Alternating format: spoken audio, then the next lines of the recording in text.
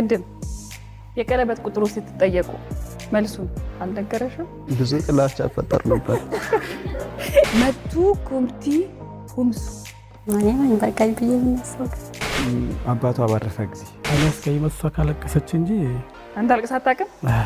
ብዙም ቲንክ አላረግም። ብዙ ቲንክ አታረግም? ምኑን ነበር የወደድሽስ? ምንድን ነው? ይተብታል።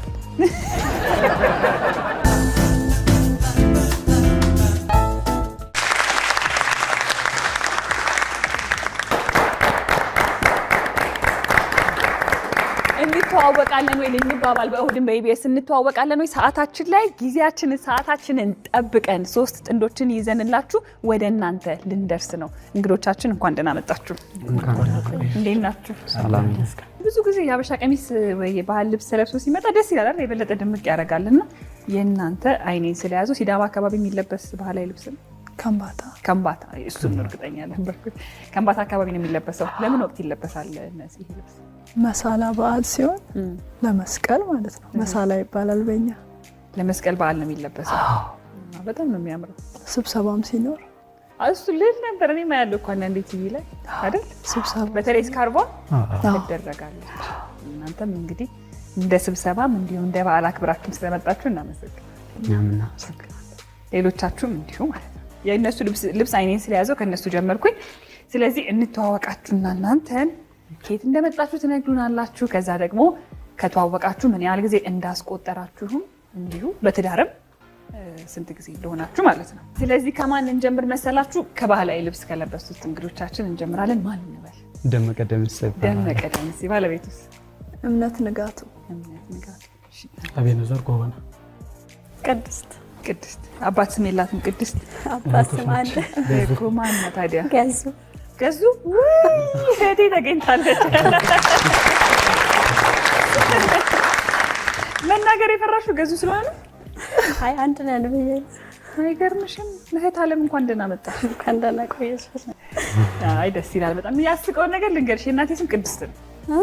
አዎ አይገርምም? የእናቴን ስም የአባቴን ስም ምን ያልሽው አንቺ?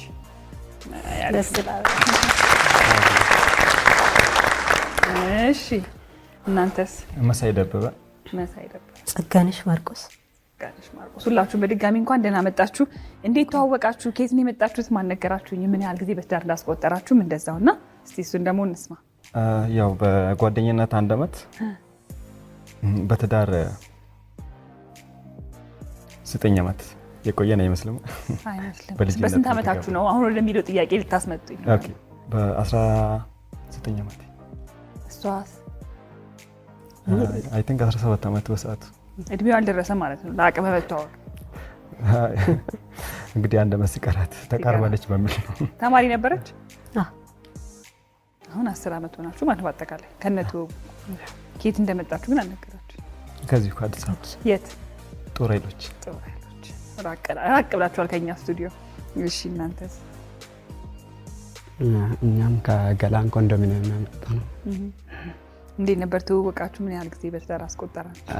1 ዓመት በጓደኝነት 12 ዓመት ከምናምን ሆኖናል አሁን ከተጋባን። አዎ። እንዴት እንደነበር አጋጣሚውን መስማት እኮ እንፈልጋለን። የሆነ እሷ ፋሚሊ አንድ ሆቴል የከፈተ ልጅ አለ። አጋጣሚ መጀመሪያ ጊዜ እዛ ነው የተገናኘነው።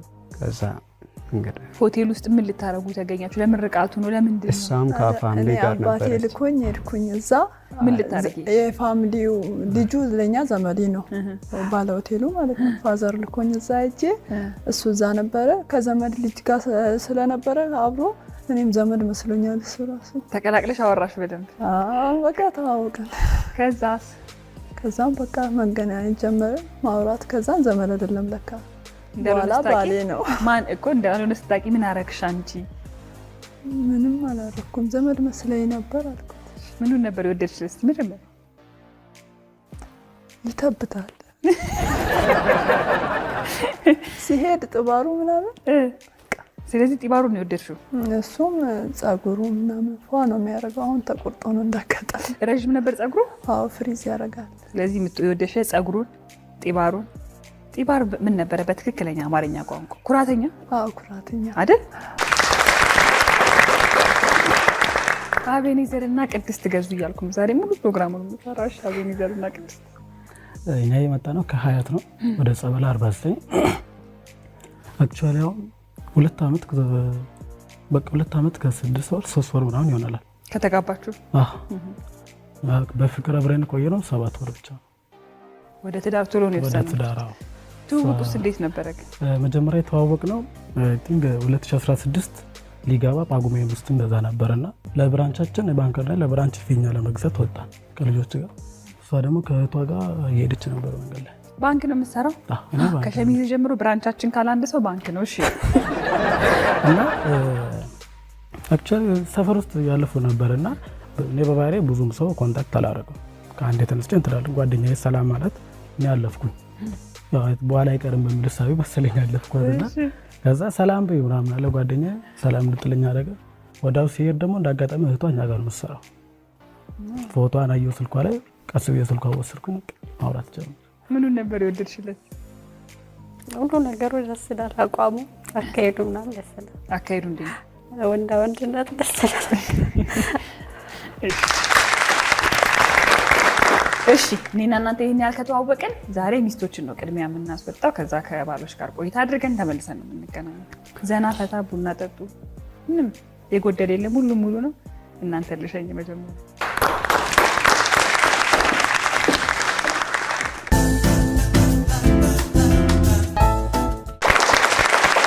እሺ ሚስቶችን ሸኘን። ከእናንተ ጋር ደግሞ ቆንጆ ቆይታ እናደርጋለን። ወደ ጥያቄዎቼ ከማለፌ በፊት ትዳር እንዴት ነው? እንዴት ይዟችኋል? አታገቡ እንዴት ነበር የምታስቡት ትዳርን? ከዛ ካገባችሁ በኋላ ደግሞ እንዴት አገኛችሁት? ከደመቀ ነው የምጀምረው። ትዳርን መጀመሪያ እንደ ቦክስ ነው የምፈራው። ተቦክሰህ ታውቃለህ? አረ ስለዚህ ትዳርን ፈራለሁ። ካገባው በኋላ ደግሞ ወደ ትዳር ዓለም ከተቀላቀልኩ በኋላ ደግሞ በጣም ጥሩ ነገር። አሁንም ሳታስበው ቦክስ እያልክ ነው? ፈራሁ እኔ ራሴ። አሁን ከባድ ነው። አሁን ግን ጥሩ ነው ትዳር፣ ምንም አይደለም። ከቦክስና ከትዳር አሁን የትኛው ነው? ትዳር ይሻላል። ትዳር አሪፍ ነው። ምድር ላይ ያለው ትልቁ ትምህርት ቤት ትዳር ነው። ለሰው ልጅ ብዙ ነገር የምንማርበት ነው። ለእኔ በጣም ጠቅሞኛል። ከትዳር በፊት ያው በፋይናንሻልም በጊዜ ብዙ ነገር ኤክስፔንሲቭ ነበረ መሆነው እና ካገባ በኋላ ግን ብዙ ነገርን ሴቭ አድርገዋለች። በራሴ ሁላ በቃ ላጤ ሆነች ስትኖሪና ያው ብዙ ነገሮች የምትውይበት ቦታ ራሱ ባላንስ የሚያደርግ ቦታ ይሆናል። እሷን ካገኘ በኋላ ሁሉ ነገር ሴቭ አድርጋ በቃ ሰው አድርጋ ቁማኛለች። ስለዚህ ለእኔ ትዳር ትልቁ ትምህርት ቤት ነው የሚል ፍቺ ነው የምሰጠው በምድር ላይ። እሺ መሳይስ? ኦኬ ያው ትዳር እኛ ትዳርን የምናውቀው እንግዲህ ከገባን በኋላ ነው ትዳር ምን እንደሆነ የምናውቀውና ከትዳር በፊት ስለ ትዳር ያለን አመለካከት ያው ማንኛውም ኢትዮጵያዊ ወጣት እንደሚያስበው ነው፣ ከባድ ነው ብለን ነው የምናስበው። እንደውም አንዳንድ ጊዜ ትዳር አደረኩ አይነት የሚባል ተረትም አለ መሰለኝና ልክ እንደዛ የሚከብድ አይነት ነገር ይመስለን ነበር። ግን ከገባን በኋላ በጣም ኢንጆይ ነው እያደረግንበት ያለው። ምንም የሚከብድ ነገር የለውም። በጣም ተደጋግፈን በመኖር እና በሁሉም ነገር መሰብሰባችንን ነው ያየሁትና እጅግ ደስ ብሎን ቀለል ያለ በጣም ሰላማዊ ህይወት ነው እየመረን ያለ ነው። የምንበታተንበት በሀሳብም በፋይናንስ በምንም ነገር ወዲያ የምንልበት ነገር አይኖረንም። ለአንድ ዓላማ በአንድ ቤት በምንኖርበት ሰዓት ለአንድ ዓላማ ሁለታችንም ታርጌት አድርገን እየኖርን ያለ ነው ማለት ነው። ስለዚህ ትዳር ጥሩ ነው። ይሄን ያህል ከተመካከርን ወደ ጥያቄዎቹ ብንገባ ምን ይመስላችኋል? አሁን እናንተ በደንብ ዘና ፈታ በሉልን። ወደ መጀመሪያው ጥያቄ አልፋለሁ። የመጀመሪያው ጥያቄ ባለቤትህ የምትጠቀመው የፀጉር ቅባት ምንድን ነው? መሳይ? ስኔል የሚል ቅባት ስትጠቀም ነው የማውቀው። ስኔል ኦይል። ደመቀ? እሱም ብዙም ቲንክ አላደረግም። ብዙ ቲንክ አታደርግም? አዎ። እሺ ቲንክ የምታደርገው አንተ ግን የመጣልህ እስቲ ደግሞ ይልቁንስ የእኔን ያንተ ልስማውና ከዛ ወደ ጥያቄው ግን እመልስሃለሁ። ያንተ ምንድን ነው? የእኔ ዳክስ። ዳክስ? አዎ። እሺ አሁን የእሷን ደግሞ በትዕዛዝ ነው የምታስመጣው፣ ከኬንያ የሚመጣ ነው አሉ። ስሙን ረስቻለሁ። እስቲ ለማስታወስ ሞክር። እስከዛ ድረስ ወደ አቤኔዘር ልሂድና አንተ አስታውስ እስከዛ። እሺ አይ ቲንክ ዛላሽ ይመስለኛል። ዛላሽ አለ እሱ ነገር ድሮ ነበር። አይ ይመስለኛል ግን ይሁን በሱ ዛላሽ። እሺ ዜኒት እንበል ዝም ብለን። ዜኒት ይሁን ዜኒት ገብስሻል። እሺ እሺ፣ ወደ ሁለተኛው ጥያቄ አልፋል። ሁለተኛው ጥያቄ ባለቤትህ ስትተኛ ስንት ትራስ ትጠቀማለች? አንድ። አዎ። እሺ መሳይ? አንድ ነው። አንድ ታው ልጅ ስላለ እሷም ብዙ ጊዜ ትኩረት አስተዋላ ስለምታደርግ አንድ ብቻ ነው። ወደ መጨረሻው ጥያቄ አልፋል። የመጨረሻው ጥያቄ የባለቤትህ የቀለበት ቁጥር ስንት ነው? አቤኔዘር 2.5 ግን በሁለት እያዘላት ነጥቧ የምታስታውስ ይመስለኛል። ሁለትን ታስታውሳለች? ሁለትን ታውቃለች ያስባል። ሁለት የሚባል ቁጥር ትናለ እንዴ? በስ ብቻ ስገዛላት ላው ላይ ነበር ሁለት አላውቅም። እሺ ሁለት ደመቀ 1.9 1.9 አዎ። እሺ 1.9 ኦኬ። ሁለት በመያዝ ሁለት ይሁን። የመጀመሪያ ዙር ጥያቄዎቻችንን ጨርሰናል። ሚስቶችን ወደ ውስጥ ጠራ እናርግና ደግሞ የእነሱን ምላሽ እንሰማለን።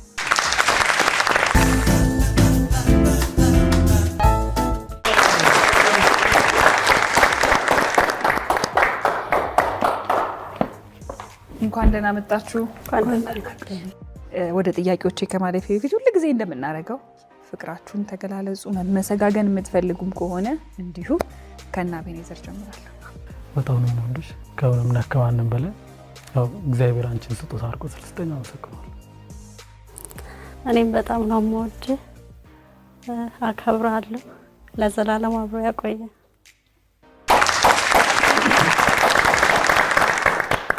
ደመቀና እምነት? እኔም በጣም ነው የሚወድሽ ከማንም በላይ እግዚአብሔር እድሜና ጤና ይስጥሽ። እኔም በጣም ነው የምወደክ።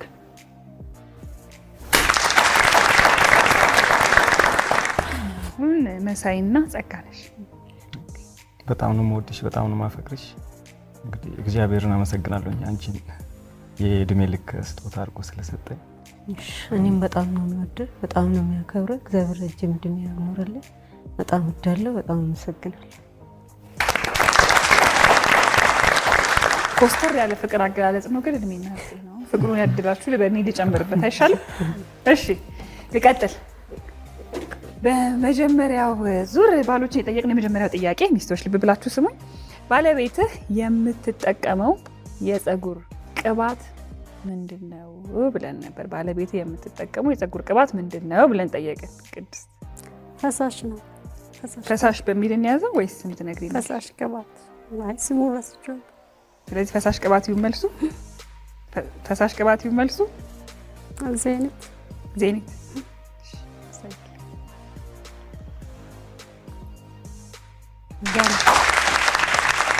እሺ እምነት? ዳክስ አሳይልኝ። ዜኒት ነው ያለው እሱ ደግሞ። እኔ የምጠቀመው ዳክስ ነው አለ። አብራችሁ ነው የምትጠቀሙት ማለት ነው? አሁን ላይ አብረን እየተጠቀምን ነው። ዜኒት አንዴ ብቻ አሁን በዚህ ዙር ዝም ብዬ ምናምን ነው። ኮኮናት የሚባል ቅባት አለ ግን ብሏል፣ ከእንትን ይመጣ ብሏል። እሱን እኮ ስሙን ረስቼ ስሙን ጠፍቶት ከዚህ ምናምን እንደዛ ምናምን ነው። እሱን ነው የምጠቅ ስለማላገኘው ዜኒት አንዴ ብቻ ነው። እሱ ትክክል መልሷል ማለት ነው። ታዲያ ያንተ ቅባት ሲያልቅብህ እሷ እየጨረሰችው እንደሆነ አልገመትክም? አረ ከባድ ነው። ዛሬ ራሱ አይቼ ያው ፀጉሬ ስለሌለ ነው እንጂ ብዙ ጥላቻ ፈጠር ነበር። ይህንን ማስታወስ ነበር ብለዛ ነው። መቼ ስትቀባው ወንዶች ብዙ እንደኛ አትጨርሱም አይደል? ቅባት ብዬ ነው የምገምተው። አይ ትንሽ ይጨርሳል። እኔ አልጠቀምም ብዙ። አሁን የመጨረሻ ጥያቄ ጸጋነሽ ናት። እሺ ጸጋነሽ አንቺ ምን ሆነ? ፓራፊን ፈሳሽ። ፓራፊን ፈሳሽ ስኔል ኦይል ተሳስቷል ወይስ ልክ ነው? አይ ልክ ነው። አልፎ አልፎ ሁለቱንም እጠቀማቸዋለሁ።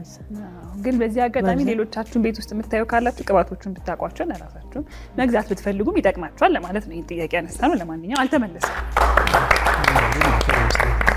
ለትንሽ ነው የተለያያችሁት። እሺ ወደ ሁለተኛው ጥያቄ አልፋል። ሁለተኛው ጥያቄ ባለቤትህ ስትተኛ ስንት ትራስ ትጠቀማለች አለ።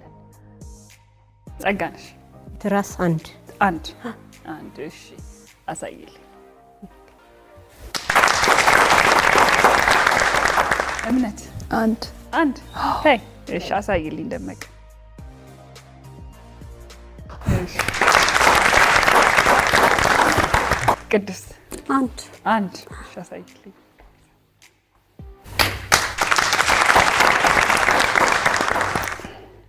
የመጨረሻው ጥያቄ ለሚስቶች የባለቤትህ የቀለበት ቁጥር ስንት ነው ብለን ነበረ። ሚስቶች ቀለበት ቁጥራቸው ስንት እንደሆነ ትነግሩናላችሁ ማለት ነው። ቅድስት 1.5 1.5 ሁለት ነው ያለው። ስንት ነው ያለው? 1.9 1.9 አሳይ ነው ግን እርግጠኛ ነሽ? እሺ ጸጋነሽ 1.5 1.5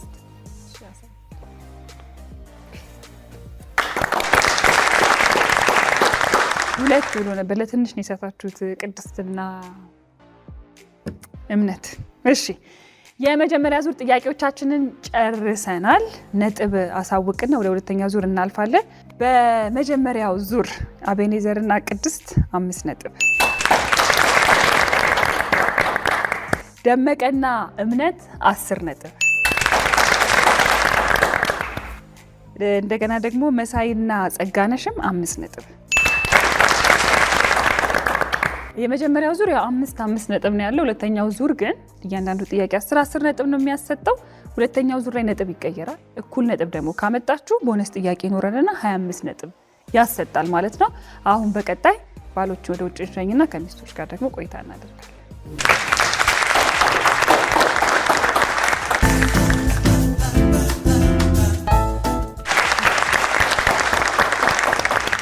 የመጀመሪያ ዙር ጥያቄዎቻችንን ጨርሰን ከሚስቶች ጋር ደግሞ ቆይታ ልናደርግ ነው። ወደ ጥያቄዎቹ ከማለፌ በፊት ግን እስቲ ከባሎቻችሁ የምትወዱላቸው ነገር ልስማ። ቅድስት ገዙ።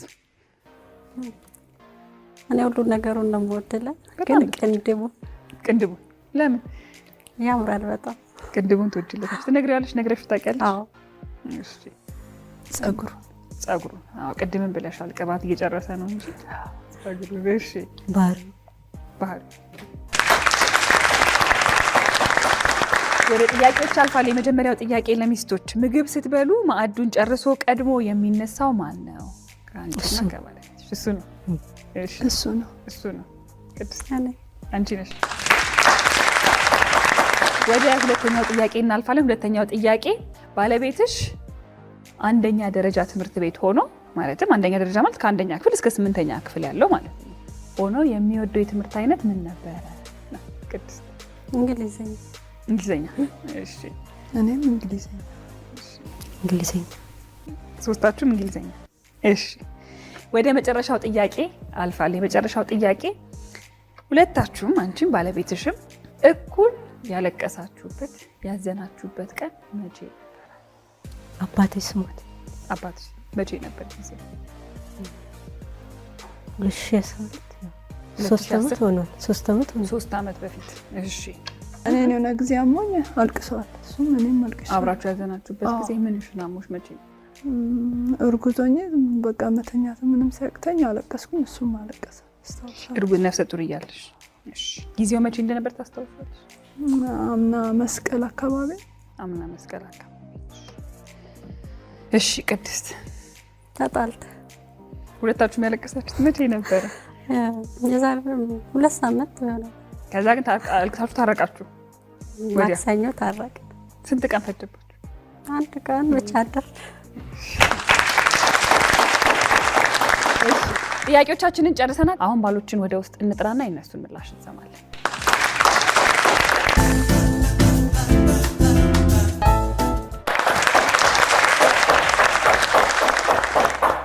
እንኳን ደህና መጣችሁ ባሎች። እንኳን ደህና ቆያችሁ። የመጀመሪያው ዙር አለቀ፣ ሁለተኛው ዙር ላይ ደረስን። ብዙ ነገሮችን ስለጨረስን አሁን በቀጥታ ወደ ጥያቄው ነው የምገባው። ከዛ በፊት ግን ሚስቶች ምን ብለናቸው ነበር? ይሄ ጥያቄ አይደለም፣ ከባልሽ የምትወጂለት ነገር ምንድን ነው አልናቸው።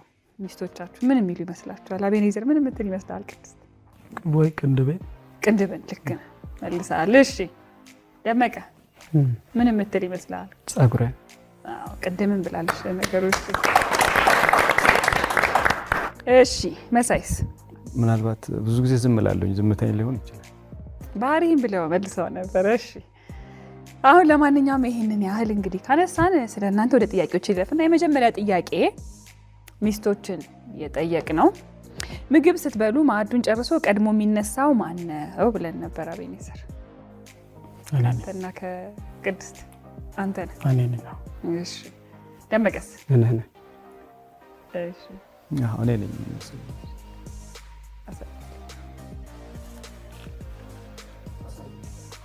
ሶስታችሁ ማሳይ።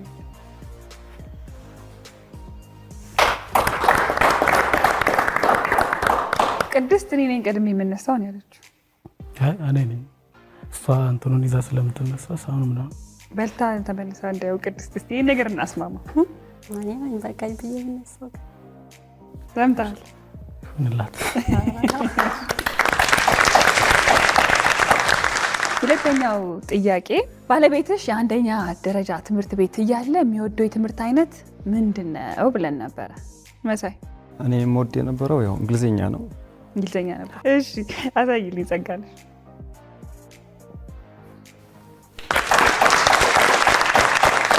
ደመቀ? እንግሊዝኛ።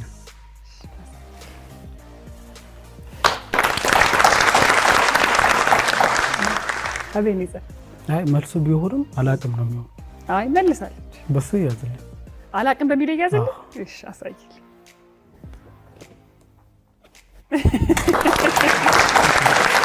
እንግዲህ ማለት መንገድ ነው መልሳለች ብዬ ተከራክሬያለሁ። እሺ ወደ መጨረሻው ጥያቄ አልፋለሁ። የመጨረሻው ጥያቄ ሁለታችሁም እኩል ያስለቀሳችሁ ነገር ምንድነውና መቼ ነበር ጥያቄው። እስቲ ደመቀ? ከ2 ዓመት በፊት። ከ2 ዓመት በፊት የሆነ ከተጋባን በኋላ። ስለዚህ ከተጋባን በኋላ ከ2 ዓመት በፊት። ምንድነው ምክንያቱ? ማለት እኔ አስቀይማት ነው እንጂ ምክንያቱ እሷ ጋር ምንም ጥፋት አሳይ።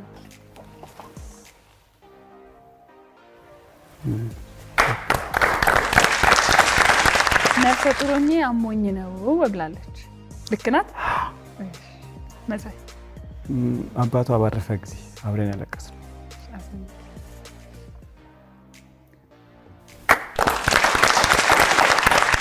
አቤኔዘር? አብረ ያለቀሰን አይኔ አስቀይመት እሷ ካለቀሰች እንጂ አንተ አልቅሳ አታውቅም? ተው መልስ አለች። ግን ቅድስት አያውቅም ከሆነ እንጂ መልስ አለች። ይሁንልኝ። እሺ አሳይልኝ። ከ2 ሳምንት በፊት ተጣልተን አለ።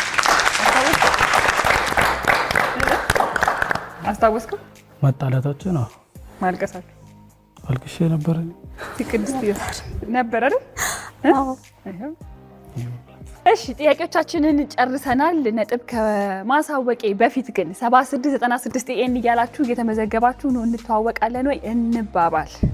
አሁን ጥያቄ ያለኝ ለማን ነው? ለእምነት። በከምባቴኛ 100 ማለት ምን ማለት ነው? በከምባቴኛ 100 ማለት ምን ማለት ነው? አንድ አይደል? ቅድም የቀለበት ቁጥሩ ስትጠየቁ መልሱን አልነገረሽም ደመቀ? ያወራኝ እኮ ጦቅ ተፎድ ነው ያለኝ። ማለት ተነስተሽ እንደዚህ ቁጭ በይ ነው ያለኝ።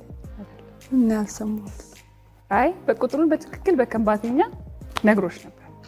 ድምጽ ይቀዳል ታውቃላችሁ። እዚህ ጋር የምታረጉት ማይክ ድምጽ እንደሚቀዳ ነገርናችኋል አይደለ? ከዛ በተጨማሪ ደግሞ ካሜራም አለ እና መቱ ኩምቲ ሁምሱ እንደዚህ 150 ነት አላለሽም? ደመቀ አላልካትም ብላታል። አጣብ ተፎል ነው አልኳት። አጣብ ተፎል ማለት አይደለም። እዚህ የተቀዳ ድምጽ አለ።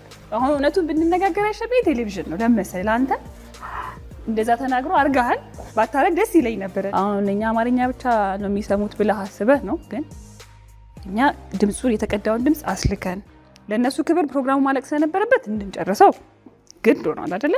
ግን ከጨረስንም በኋላ ግን ዝም ብለን የምናልፈው ነገር ደግሞ አይደለም። ሌሎቹ መማር ስላለባቸው ወደዚህ ፕሮግራም የሚታደሙ እንግዶቻችን እንዲሁም ደግሞ ቁጭ ብለው በቴሌቪዥን የሚያዩ ነው። ስለዚህ 1.9 ብለህ በከንባተኛ ቁጥሩን ነግረሃታል። አልነገርካትም? ኧረ እኔ እንግዲህ ከዚህ በፊትም ቅድም እሱ የሆነ ኦሪንቴሽን ሲሰጥም ሰምቻለሁ። ውስጥ ማውራት ማይፈቀድ ነው። ከዚህ በፊትም በካሜራ የሆነ ጊዜ አይቻለሁኝ እየተከታተልኩ የእናንተን ፕሮግራም ስከታተል ተቆርጦ የወጣበትን ጊዜ አውቃለሁኝ። ስለዚህ ጠብ ተፎሌ ማለት አላልክም ብለሃል ማለት እሱ ባይነግረኝም እኔ አውቃለሁ። ምክንያቱም ብዙ ጊዜ ልንገዛም ስለዞረ የአንገትም ሁሉንም ነገር አውቃለሁ። ግን እኔ ያልሰማሁትን ብቻ እያወራን አንቺ ላሰሚቱ ይሆናል። መልሱ መልሰሻል በትክክል ግን መልሱ ግን ነግሮሻል። ለተመልካች ግልጽ እንዲሆን እንግዲህ ከንባተኛ ቋንቋውን የምትናገሩ ሰዎች በደንብ እንድትረዱት እኛ ቴሌቪዥን ላይ ይሄንን ድምጹን ሙሉን ከነ ምስሉ እናስገባላችኋለን። እንግዲህ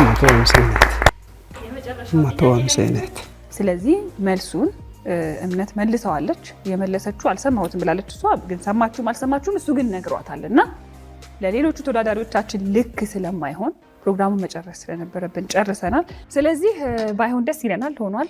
የሆነ ነገር ላይ ደግሞ ወደኋላ እንመለስም። ወደፊት ግን ለምትመጡ እዚህ ፕሮግራም ላይ ለምትታደሙ ተመልካቾች እኛ ፕሮግራሙ ከመጀመሩ ወደ ቀረጻ ከመገባቱ በፊትም ይህንን ነገር ጠንቅቀን እናሳውቃለን እና ለተመልካችም እንዲሁም ደግሞ እዚህ ለሚመጡት እንግዶችም ትክክል ስለማይሆን ጥንቃቄ ቢደረግ ወደ ነጥብ አልፋለሁ። በዛሬው እንተዋወቃለን ወይ አቤኔዘር እና ቅድስት 5 ነጥብ ያመጣል። ደመቀና እምነት 30 ነጥብ ነው ያመጣችሁት። ያው ዲስኳሊፋይድ ብታመጡ ኖሮ ነጥቡ ሙሉን ነው ዲስኳሊፋይድ የምናደርገው። መሳይና ጸጋነሽ 35 ነጥብ ነው ያመጣችሁት። የዛሬው እንተዋወቃለን ወይ አሸናፊዎች መሳይና ጸጋነሽ ናቸው። የ25,000 ብር ተሸላሚዎች ናቸው። እንኳን ደስ አላችሁ። ደመቀና እምነት እንዲሁም ደግሞ አቤኔዘርና ቅድስት እዚህ ድረስ መጣችሁ ጥሩ ጊዜ ስለሰጣችሁን እናመስግንና እንተዋወቃለን ወይ የዛሬው ይሄንን ይመስል ነበር። ሳምንት ከሌሎች እንግዶች ጋር እስከምንገናኝ በያላችሁበት ቀናችሁ ውብ ይሁን እንላለን። ቻው።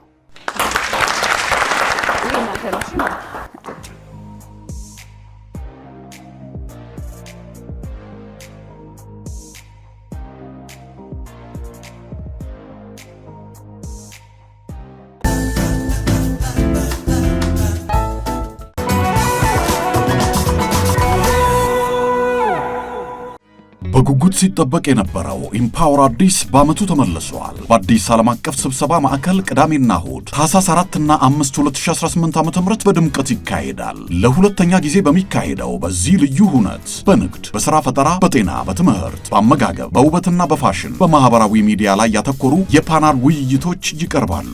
ያሻውትን የሚገበያዩበት የገበያ ቦታ፣ ነፃ የጤና ምርመራና የአካል ብቃት እንቅስቃሴ ጎን ለጎን ያደርጋሉ። የሚያደንቋቸውን ደራሲያንና ሰዓሊያን እንዲሁም ተጽዕኖ ፈጣሪዎችን ያገኟቸዋል። ዘና ማለት ከፈለጉ ደግሞ ሙዚቃ፣ ዳንስ፣ የተለያዩ ጨዋታዎች፣ ምግብና መጠጦች አሉሎት። በተጨማሪም 1 ሚሊዮን ብር የሚያስገኝ የሥራ ፈጠራ ውድድር ይካሄዳል። በኢምፓወር አዲስ የተዘጋጀው ይህ ደማቅ ሁነት እንዳያመልጦ።